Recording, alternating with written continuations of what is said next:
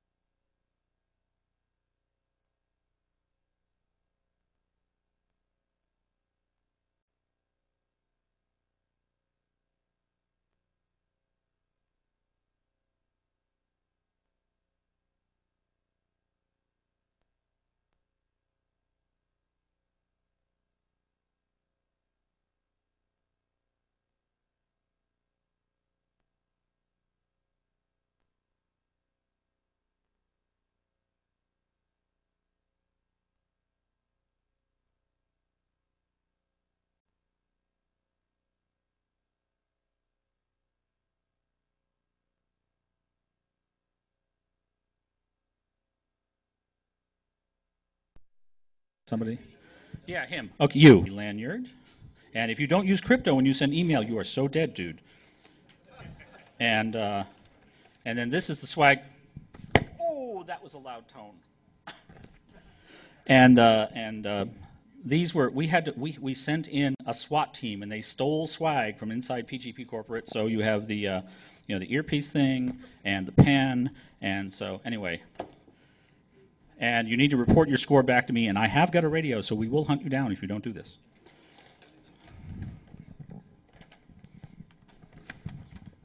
I'll bring it down after I finish abusing this poor boy. So which handle are you using today?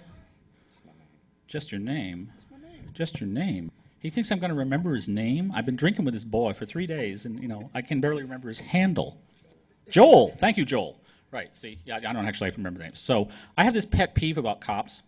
It's not that I have a problem with cops. I have a problem with people calling cops stupid because they don't know anything about computers. So anyway, I joined the HTCIA, and I hang out with my cop friends, and I make sure they know about doing internet stuff when if they don't know about it, and they try to ask or they care. It's really fun because I can hang out with SWAT teams, and they're scared the shit out of me because I'm the hacker, right?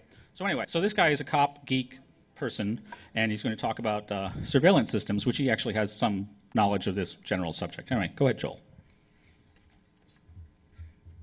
All right.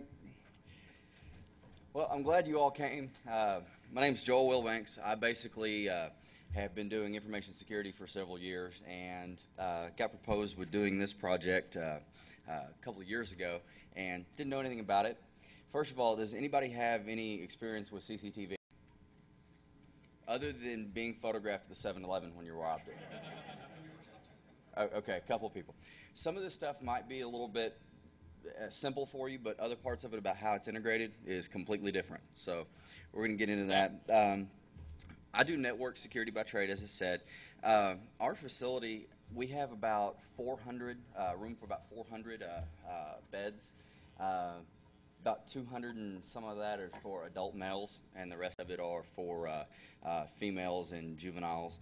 Our county is about 100,000 people, not very big, and that's one of the key points is that it doesn't have to be very big to be able to do things like this. Jonesboro, Arkansas. It's about an hour on the, west of Memphis. So anyway, why is this important? Physical security is important. It's the 7th layer of the CBK. So basically, I'm going to go ahead and get started. I'm not affiliated with any of the products that I'm going to show you. I'm just the end user. The agenda, we're going to go over why surveillance was built, the budget that we had, the timeline, how long it took us to build it, the requirements that we set out in the beginning that said, this is what we're going to do, and this is what we want it to do, and these are all the newfangled things that we want to occur. How we built it, what we're going to do next, and the advice if you ever decide that you want to do this by yourself. And then if we have time, we'll take some questions. Why build surveillance? Most people think that the first point up here is why is not the first thing they think about whenever you say, this is why I'm going to build surveillance. They think you build surveillance to hold accountability for other things that go on.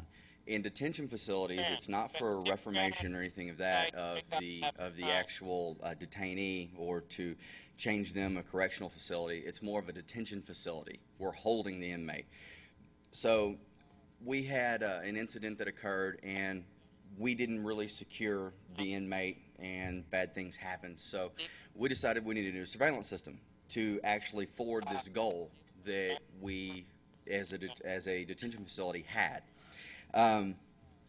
Having all the people in a detention facility, you still can't cover everything. You can't watch it all the time. It's the exact same reason why you build surveillance, because you want an unbiased witness if somebody is incapacitated. You want to be able to have somebody that says, this is a story that occurred. So this is why you build surveillance. Why we did it in-house. We knew that this was a little bit greater than what it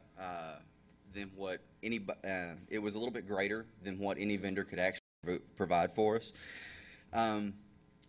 We were broke as it goes for building surveillance. Our system was about 10 years old. It's about 24 hours worth of retention time on a camera, and if you've ever used surveillance, 24 hours sucks. You know, takes 6 hours for somebody to look for an image that is not even going to be used. It was recorded at 1 frame a second on a multiplexer, so you've got 16 cameras recording at 1 frame a second. That just sucks, and you can't even see the image. So there were several splices in the cables. Like, people would just mishmash the entire system together, and it was changed and relayed all the way back to different cameras. So the quality was just absolutely horrible.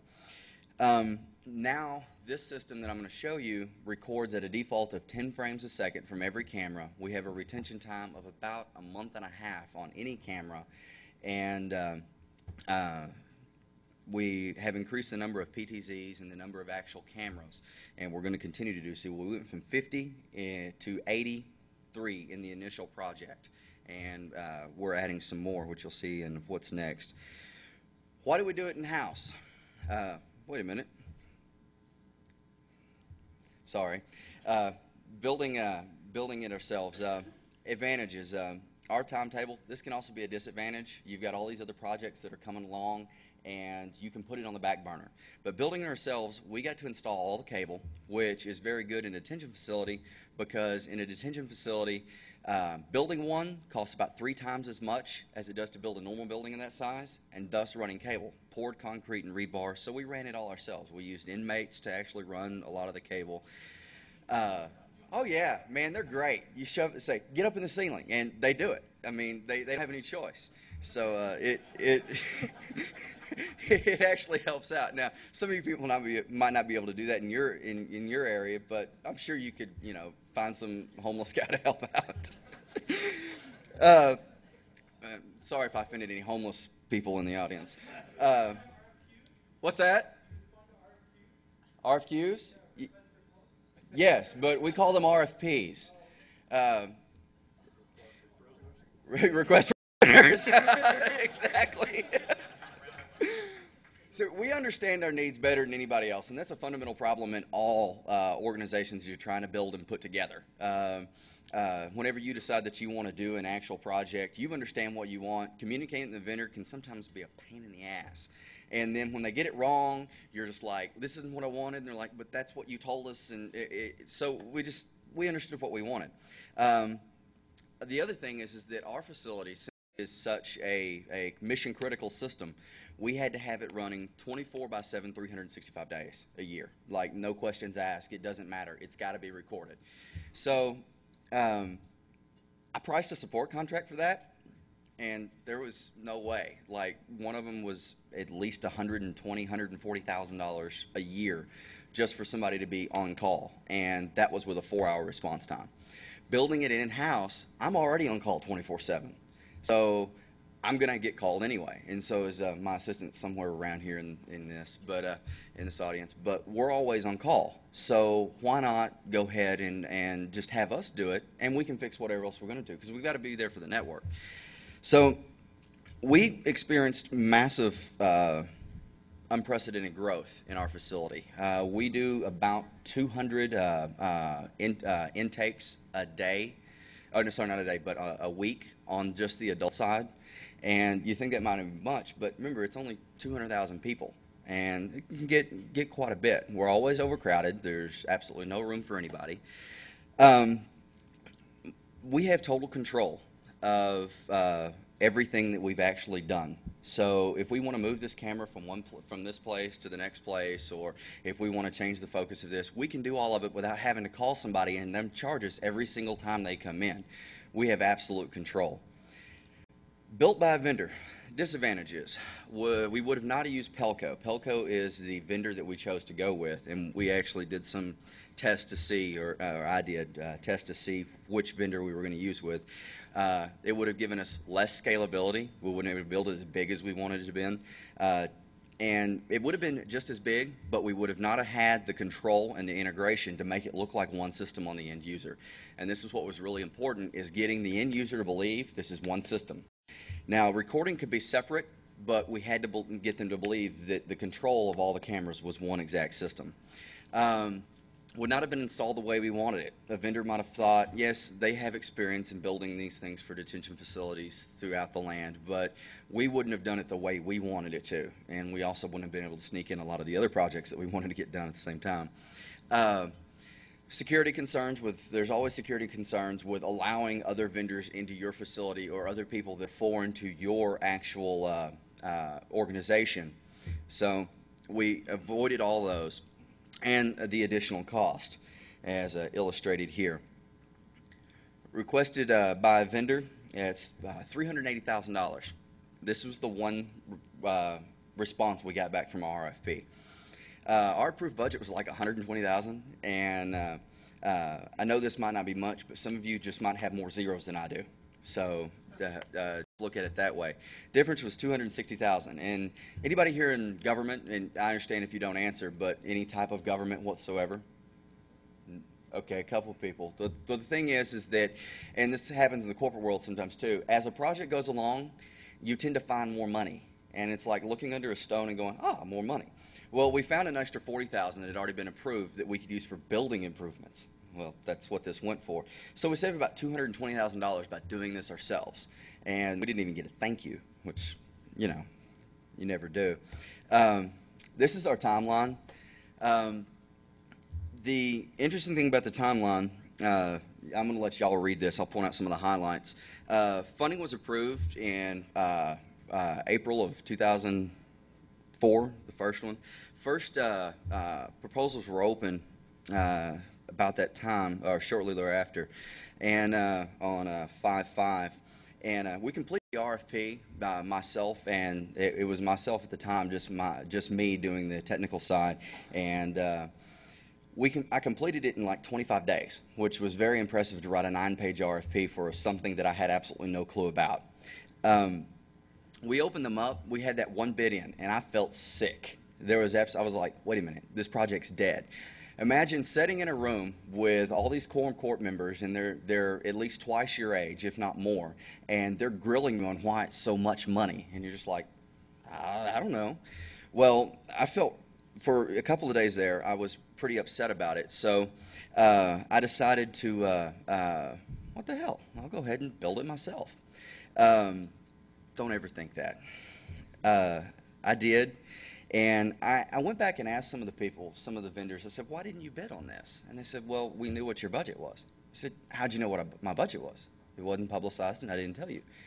Well, we just guessed you didn't have enough money. They were right, but that didn't matter. So we didn't have enough money, they knew it, and we had some very, very large national companies come look at building this for us. And what was bad was one of the people that were going to bid on it was the reseller that other people were going to use.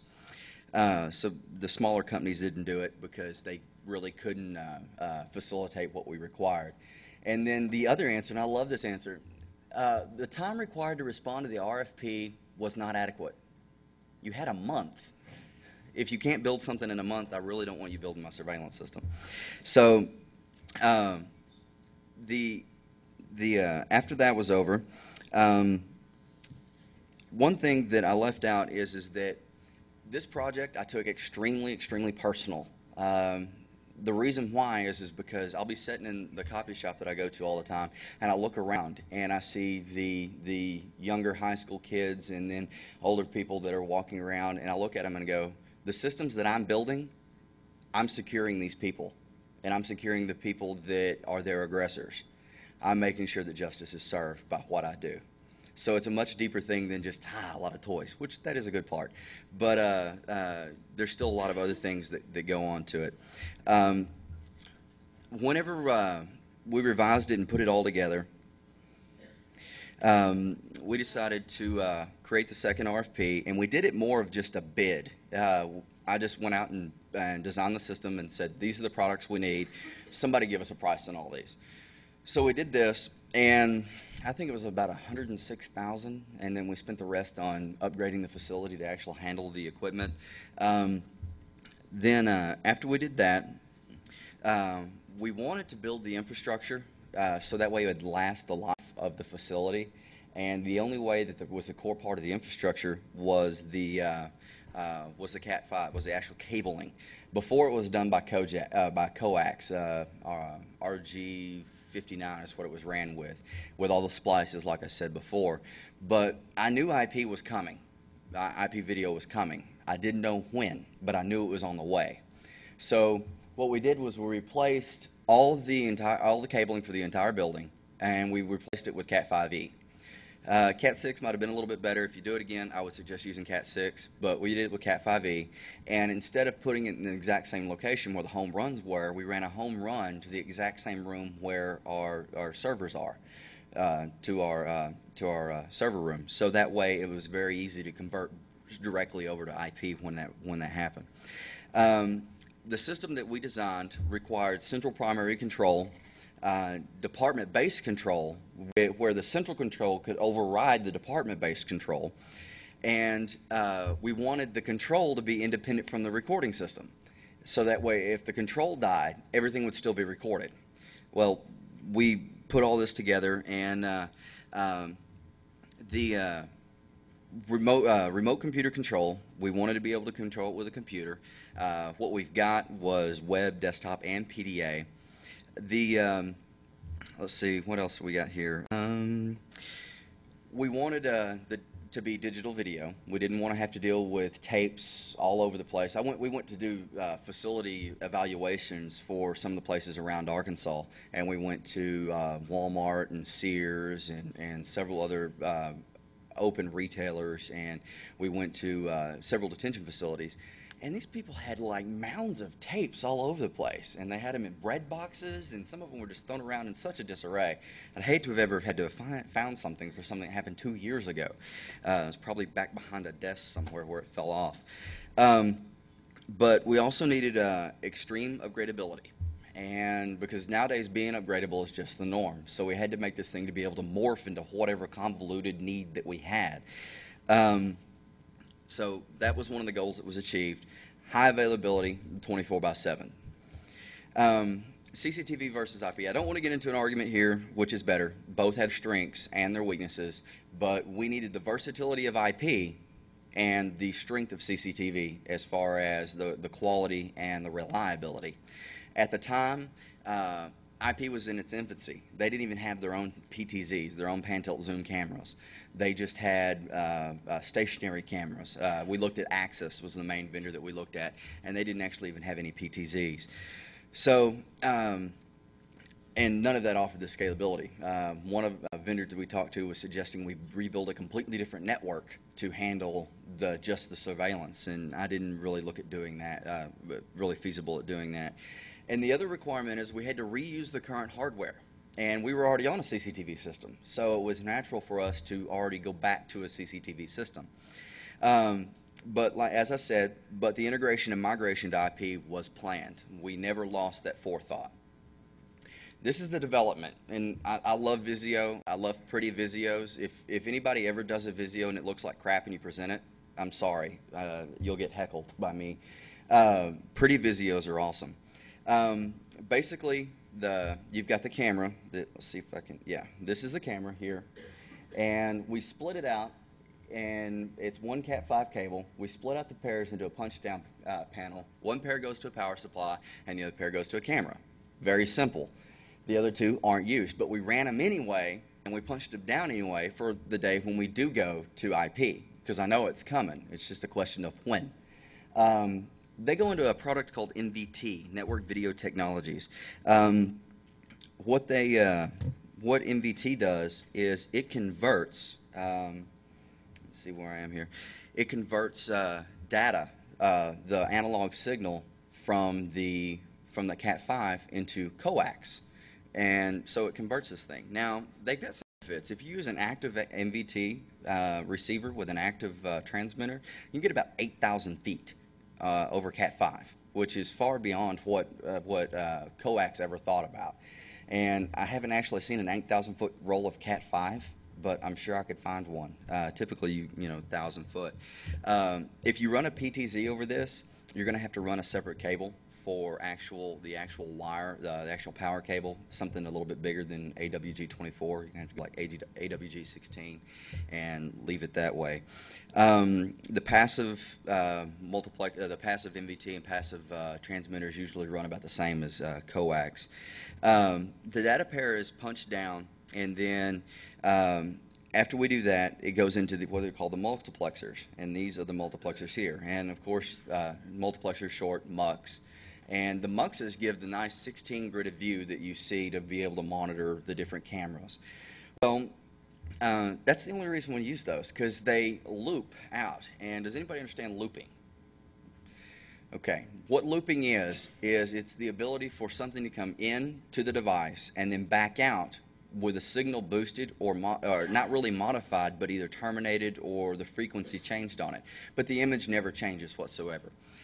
We can loop out of devices, and it's really, really close to a passive looping. And it loops out into the matrix, which is here, and we'll go into the matrix a little bit more.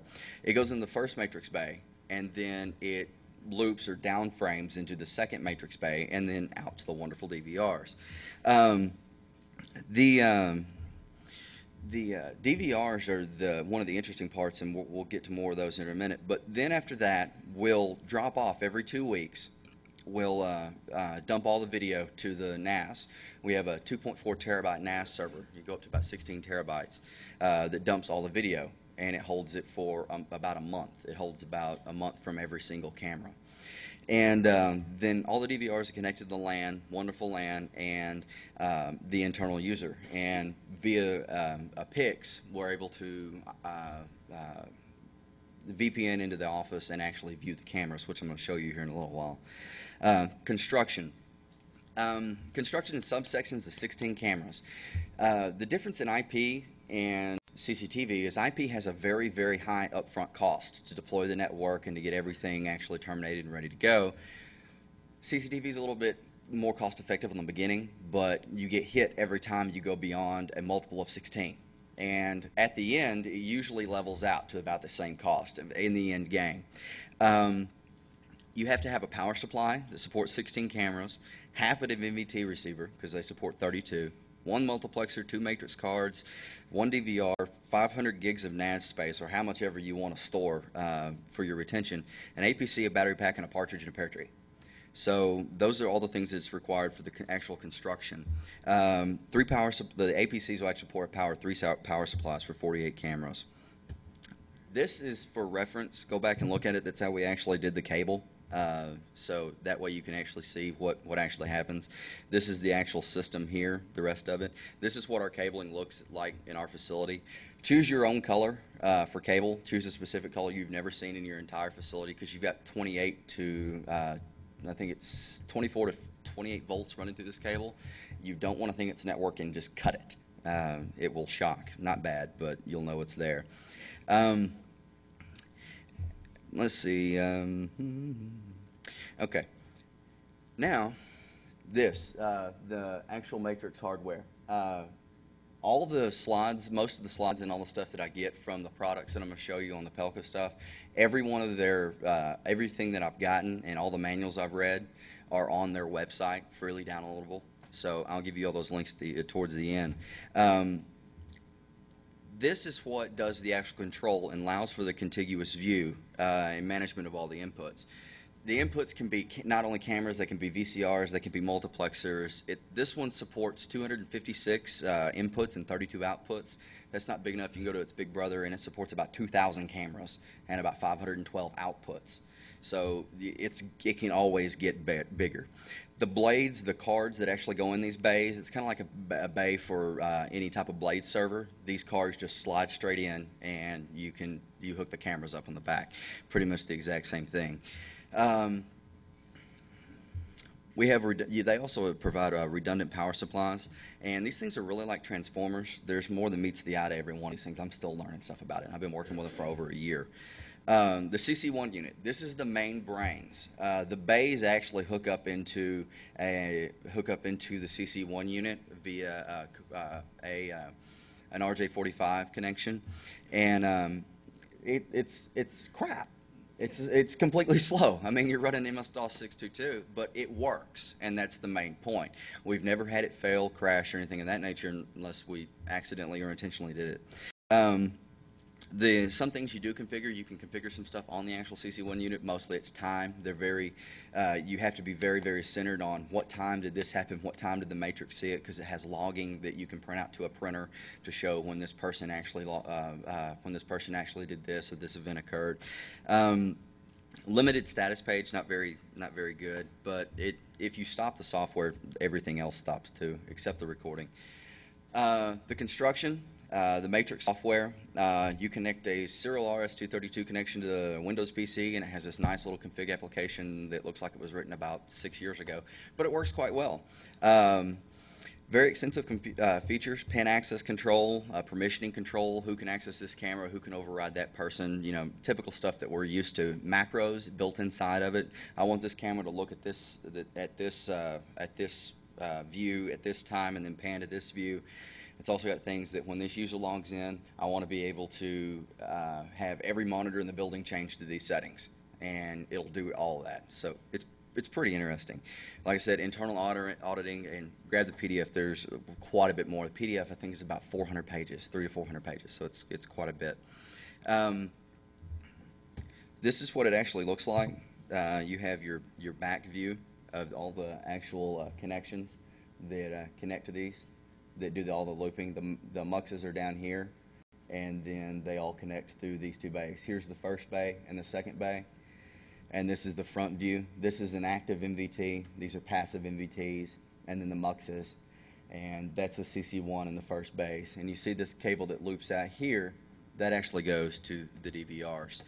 The DVRs are, thank God, a little bit better. They don't support RAID, but the newer models are a little bit faster, and it's real simple. It's a real simple box. So you can get it with a lot larger hard drives, but these are the specs of ours. You can get them up to 1 terabyte now, so you can hold more on the actual device instead of having to dump it to something else. The DVR specs up to 720 by 480 recording resolution now, and then also up to 480 images per second. Now, if you ever look at a DVR, somebody is going to say 480 FPS, frames per second. Somebody else is going to say 480 images per second, or 320, whatever the value is. Don't be confused on FPS or IPS. There's a big difference, because IPS, the way that the DVR actually records things, it does compression on the fly. So it actually splits everything up into quadrants the same way any type of DivX compression does. And it says, did this quadrant change from the last one? Did this quadrant change? Did this quadrant change? And then it only records what actually changed. So it's actually a little bit misnomer if you don't catch it. They have 16 camera inputs and outputs for looping to another device. What on God's earth you'd want to loop to, I'm not really sure, with audio, so you can actually record what everybody's saying without them knowing it. And we haven't started that yet, but we're thinking about it. The remote PC, web, and handheld client software. The PC software is what I'm going to demonstrate. The web and handheld software are merely for viewing only, so they're not near as sexy or as impressive. The handheld software is pretty interesting because our internal secured access points, we can give the actual PDAs to our SWAT teams, and if there's anything that actually goes on in the facility and they have to raid the facility, a riot or anything like that breaks out, they can have these in their hands, and when the cameras aren't destroyed, they can walk straight in and see what's going on in that corner behind them, just like the stuff you'd see on 24. I mean, this is the type of stuff that we're building. Automatic image watermarking. I don't know why that's so hard to say. Is anybody a lawyer in here, or anything having to do with the law, such of that nature? Okay, good. Maybe then I won't get sued. The thing is that if you take an image and you take something to court, the lawyer on the other side's always going to prove something. The lawyer on the other side's going to say, "Oh, that's fake. That's not real. Sorry." Well, they have a wonderful thing, and what they've done is that they give you the ways to export. You can either export in AVI, ASF, or their native format, PNS, and it requires their own viewer. But what it does is it actually watermarks every image that it exports. Very helpful for court, because what we've done is we've transferred the responsibility of actually saying that this image is authentic from ourselves to the company that we bought it from. I'm really not concerned, and this is just a simple thing of economics, I'm not concerned whether they can prove it or not, just as long as they're the ones that get to go to bat with the courts instead of us. All we have to do is have faith in them that they say that it's authentic and it'll work for everybody else. I'm not really sure that their proprietary algorithm, which since it's proprietary, I'm pretty sure it's never been reviewed. It takes their own codecs and everything else like that. It's never been peer reviewed. It'd be very interesting for somebody to look at it and see if they can find holes or a way to modify the image without it actually and still have the watermark. That would be very interesting to see, and I'm sure they'd be very upset. I'm not asking anyone to do that, but if you want to, I'll give you whatever information I can. DVD appliance security. This thing's, I really like this. It's halfway secured out of the box, or at least as much as you can make a Windows 2000 workstation. Professional. All the unnecessary services are disabled. But see, what this shows is they've actually done some due diligence, which is more than most vendors have done. IPsec is enabled to the PC client by default. You have to have IPsec enabled to actually talk to the DVR from the application. So what I like about this is that the only ports that are open are 80, 9002, 9003, and 9005. So what's great is that most of the time you can drop this thing into mom and pop's computer network at their location. You can have just this one DVR, and it serves great for 16 cameras. But if you put another one, it doesn't integrate anything. No controls integrated. That's why we had to use a matrix. So if you're doing small surveillance gigs, you can use these and just drop them in, and they'll do everything that you absolutely needed. The only thing is that I found this out because I almost got stopped from building the system, because a reporter came to me and he said, "I just got a tip that says that you can't build this." Huh? What do you mean I can't build this? And he said, "I can't tell you who the tip was from." I said, "Well, I'm sure it's from a vendor that got pissed because they didn't actually get the bid. They didn't get to install it because they were looking to make a pretty good dime off of installing it." Money gives lots of motivators. And he said, "Well, there's a state law that says that you can't build this." I said, "Well, what's the statute?" He gave it to me. I went and read it. It gives us 2 loopholes in Arkansas. If you own the building, you can do whatever you want to with it. Or if you are a government entity, you can do whatever you want to with it. So I was clear, and they said that I couldn't have inmates run the cable, and we can do whatever we want to. So we got all that taken care of, but what the moral of that story is, check to make sure that you can actually install these things without any legal repercussions. At Arkansas, you have to get the exact same thing as a private investigator's license to actually install surveillance. So that's food for thought. A little bit off topic, but the GP is applied to all the users, and it's halfway decently restrictive. I've never actually tried a direct tack on one of these things. It is running IIS 5, and just for fun, we actually ran updates, and it missed like 47 updates, but I don't think that we can actually install anything without voiding the warranty on it. So it would be very interesting to see what IIS attacks this thing's vulnerable to, because it has direct access from the IIS service to the video. So that would be also an interesting attack vector. This is what the DVRs look like. Here's the front view of them. Oh, go back. Not yet. This is the front view, and here's the back view of everything coming across the ladder, the vertical ladder that comes across and drops down. And I'll tell you, putting on these connectors sucks when you have to do like upwards of like 300 of them. Very extremely time consuming, especially when you screw up. Now I'm going to do this live demo, and I'm typically scared. Everybody told me that you're nuts if you're actually going to do this, but I'm going to try it. And if it doesn't work, I'm sorry. We actually got this to work night before last when we were trying this. Oh, come on. Don't you want to see Bertha?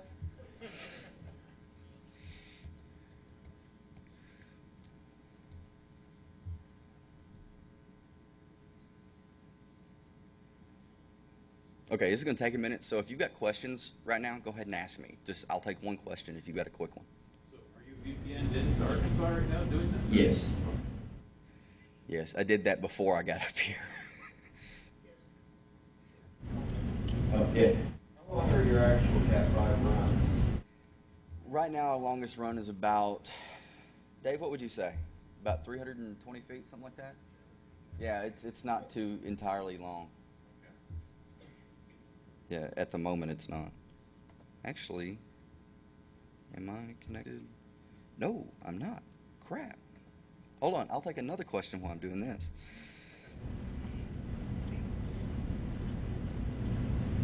Yeah, I am doing this, so please don't screw me.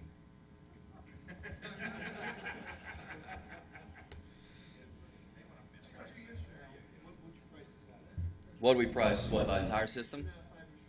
Like, how common is this stuff going to be? What's the price point you reckon? What do you, okay, I'm not. This was 120,000, 160,000. Right. So 2 to 5 years from now, what do you think it's going to be? The question was that the cost 120, 160,000 around that. What's the cost going to be in 2 to 5 years from now? And actually, 2 to 5 years from now, you probably won't even be using a lot of this equipment, and I'll get to that. So equivalent system. I mean, really what I'm asking is how prevalent do you think this stuff is going to be outside of your detention facilities, your Walmarts? Any place you need to have a view, how can I say, any place that you need to see what's going on, but you don't have the manpower to have somebody stand there all the time. Really, I'm not asking about me. If there's a price point, that's going to allow people to put cameras where it's a want as opposed to a need. Right. So where are we going with this? What do you reckon? You're an expert. You just built out the system. Mm-hmm. So am I going to be walking down the street and seeing myself on a camera the next day? Very possible. Yeah, they're doing this in major cities throughout the entire city. So how much time do I have? You're already screwed, man. I mean, it's already happening. Memphis just, I was watching the news and I was a little bit flabbergasted about this. Memphis, Tennessee just deployed, the news facility did this. They deployed an entire surveillance system on a lot of the main interstates. And you can go to their website and watch it. So, I mean, you're going to be able to see a lot of this. Is this standards-based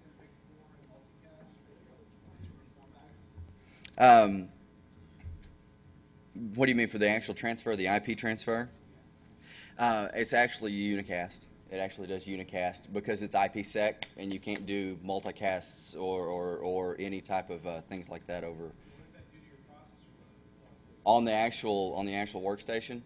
Our workstation, it doesn't do much, but on the DVR, they recommend don't have more than 8 people connected to a DVR at a time.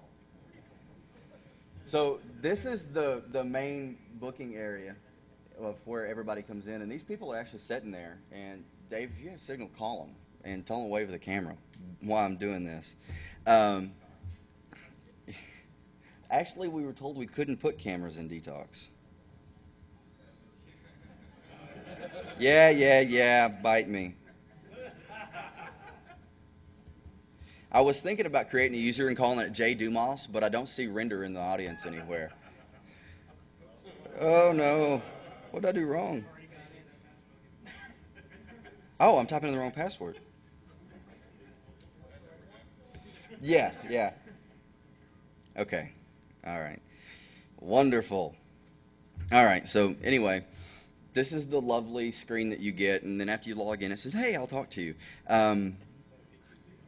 No, actually, it's not a PTZ. This is an actual explosion-proof enclosure, which I'll get to more on the cameras here in a little bit, but it's really cool. This thing weighs like 25 pounds, just the enclosure that this little tiny camera's in. So The review area is actually pretty neat. Instead of having to sit around and go, oh, you know, I've got to find this image that happened 3 days ago, and I've got like an assload of tapes I've got to go through. It'd take you half a day to find the actual tape that you're needing. They do an index search based upon the day. Index search is if you say the day, it'll do the top of every 24 hours. You drill down the top of every hour, so on and so forth till you get what you're looking at. That's the thumbnail search. The index search goes directly to a time. And then they have this really neat thing. It's called the pixel search. They decided that since I'm actually recording things in a gridded view, why can't I just paint this area and then look for whenever that area changes, and then it'll go through and search for all of it, and then tell me every time that grid changes. So that actually saves massive amounts of time because you can adjust the sensitivity and all this other great stuff. So it saves a whole lot of time, quite a bit. The setup, I'm going to run through this pretty quick. How am I doing on time? Yeah, I need to speed up and get through this a little bit more.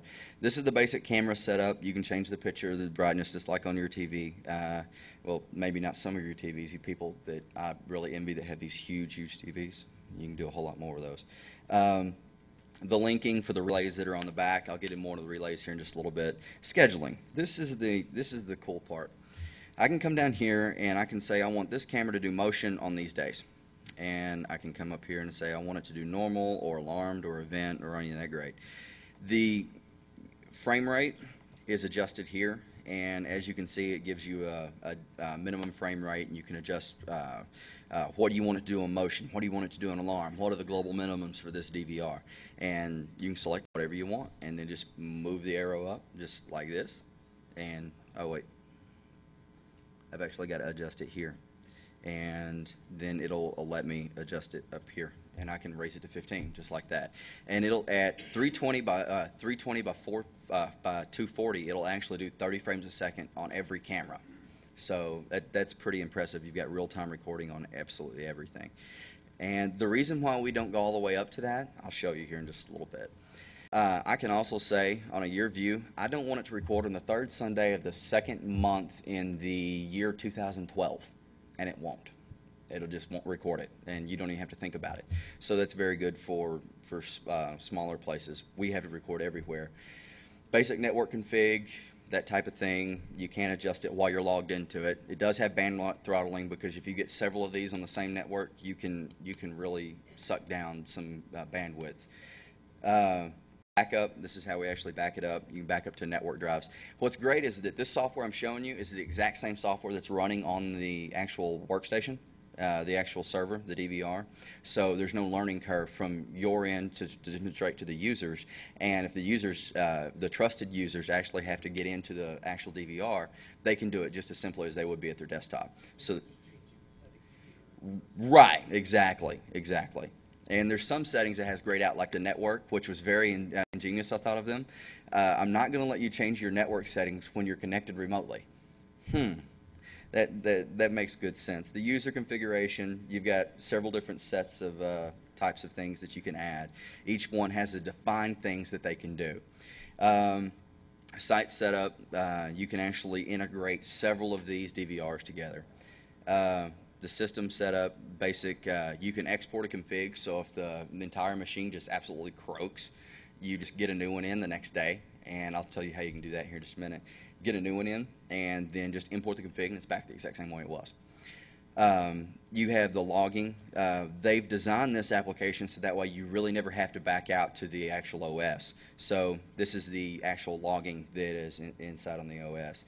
You can have the external monitors and things like that actually connected to this, and then notification will email you whenever a specific event occurs on a specific camera. So that way you know somebody went into your office and stole your Girl Scout cookies. And so you can actually do those types of things. So that's basically the internal view and the actual application. So, but enough about that. We'll go ahead and finish up here because I was told I need to hurry up. The construction. Create a map of your facility.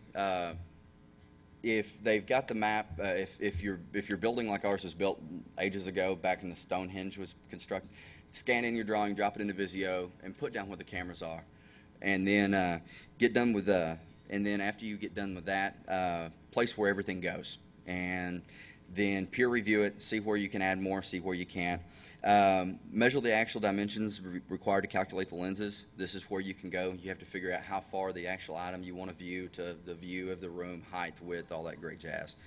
The cameras, like I said, the pan-tilt zooms, these come with 4 programmable patterns, 8 zones within the camera, 23x optical and 10-inch digital zooms on all the pan-tilt zooms, and window blanking is actually very neat. If I have a window like the executive's office I don't want to see in, I can blank that on the PTZ, and every time I move that, it will always be blanked in the exact same location. So it actually calculates where that would be per view when you're moving this thing around. Stationary cameras, you can actually do explosion-proof enclosures, and they have high pressurized or low pressurized, whichever you want, enclosures, so that way you can put them underwater, wherever you want to put these things. The one that's in our booking facility weighs about 25 pounds, and it has about ½ an inch of Lexan in front of it, so you can survive a pretty good bullet if it had to. Very high resolution. You can get higher resolutions than the cameras that we have, but they serve a purpose. System resilience, power failures, all circuits are wider, on-site generator, plus the APCs that 2.5 hours of backup after the generator dies for the entire system.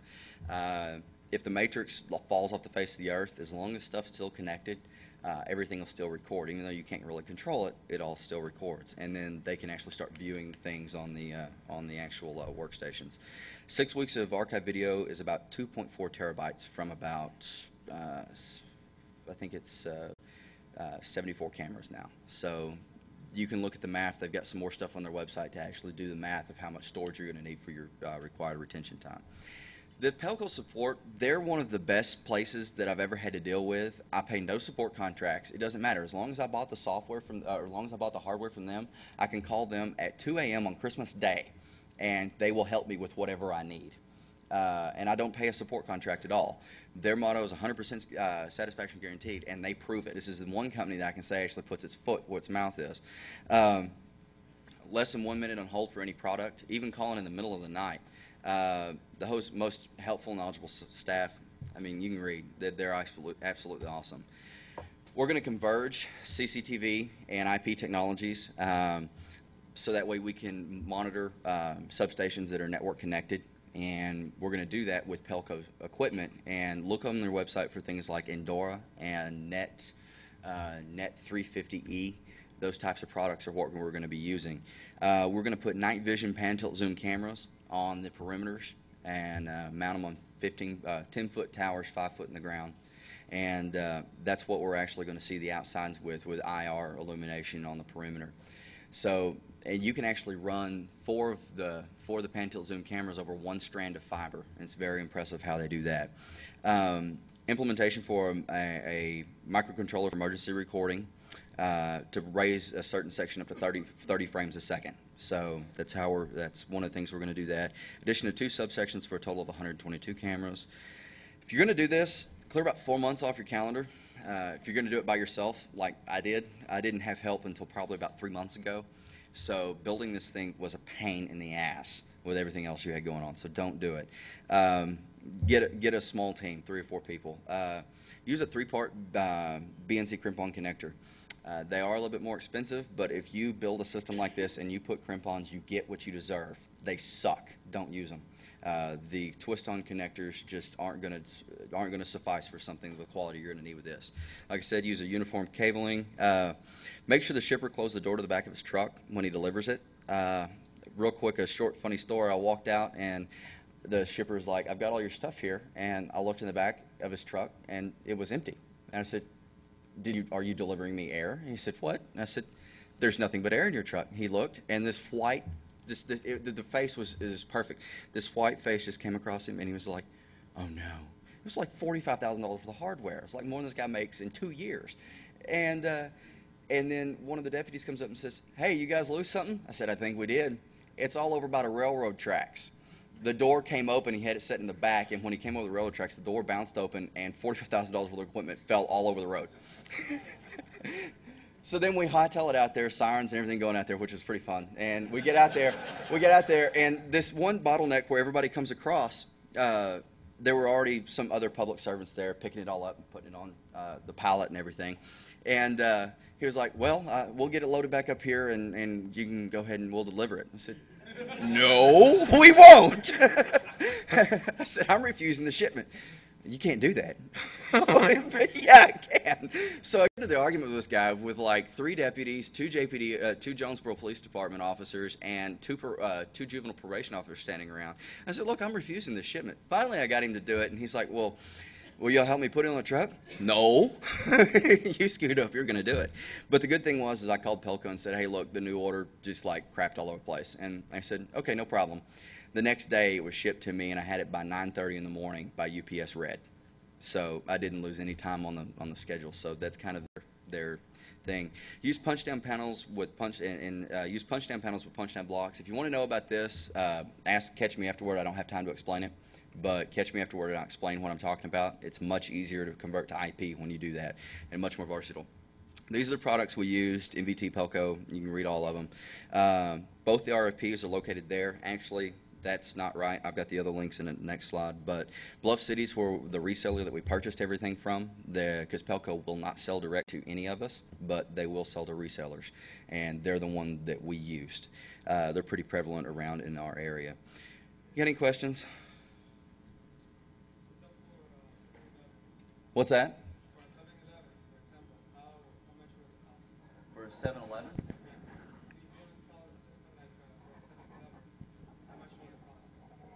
What do you mean? You saw a system? Much smaller system. Oh, how much would a much smaller system? You don't need all this. All you need is that one DVR, and the DVRs run about 42 to 4,500, 42 to 5,000 the way we configured them. So you said once you go to IPv4, V, you're going to yeah. use one strand of fiber. You're going to have to recable. No, what you can use, well, you will for no. You missed 2 points. I'm sorry if I didn't make that clear. What it was that we are going to convert to that, and we're going to use products like Endora. And get on their website and look at Endora. And then we're also going to use something called Net 350. And those are the 2 products we're going to use to get to IP.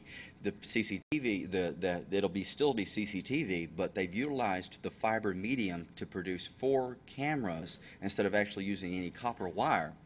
So I can run 4 cameras off of 1 strand of fiber, not a pair of fiber, but 1 strand of fiber. I can run 4 cameras of the actual PTZs. So it's a little bit different. It's 2 different things that we were talking about.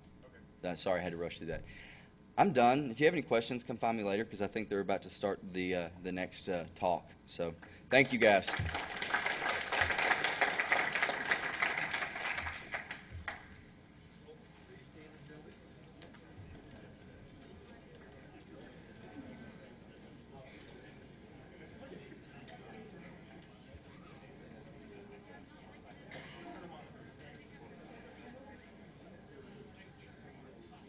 This is good. Whether Yeah. someone will then give you hell about it. Oh, I'm sure the foot in the mouth thing. Yeah, I realize